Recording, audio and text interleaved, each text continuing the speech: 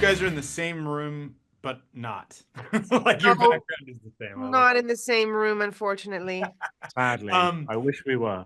I, Akshay, I want to start with asking you about kind of the nature of this ensemble cast, and if you can talk Mhm. a little bit about, you know, the characters coming to life through these performers and how you all interacted, because the family, the interplay is really fun to watch, and I've kind of asked everybody a little bit about that, but I'd love to hear your take. I think I think it was just cast extremely well. Like, but also like a part of it is luck because you can cast someone who on paper is great for the role, but they show up and they're a bit, and so it's nice when everyone who shows up was so lovely, and it we sort of slotted into the kind of family vibe very quickly. So I don't. It wasn't work. We were friends, and that's why it feels like we're friends because we are. That's yeah, that's it definitely comes across as Yeah. I keep hearing myself say.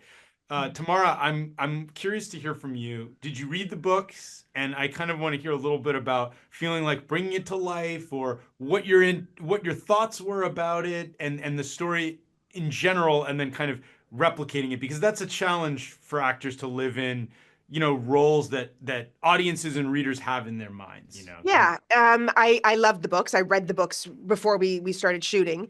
I think what was challenging for me is Dr. Bharadwaj is kind of a larger, longer arc that through 7 books that we needed to truncate into one season.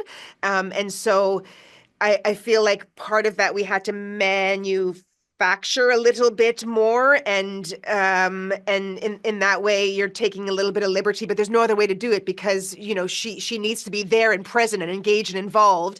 But that's part of the transformation of an adaptation. And so we just hope that the fans and the lovers of the Murderbot diaries understand that we're honoring what Martha Wells created, and yet to put it into a TV show, you gotta mold some things. And Sure. yeah. Yeah.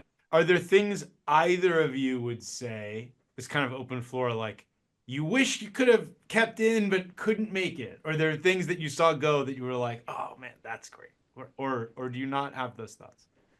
I think broadly, the essence of the first book is kept Yeah. very, very faithfully. The tone, the feeling, the some characters are sort of merged into, others. So we're missing Valescu and we're missing Oversay, but the feeling is correct, and most like the majority of the events are there, and some are fleshed out, and even bits added that are fantastic as well.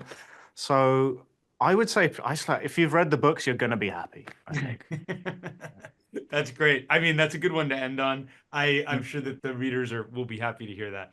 Thank you both so much for taking the time today, and have a great rest of your day. Thank you.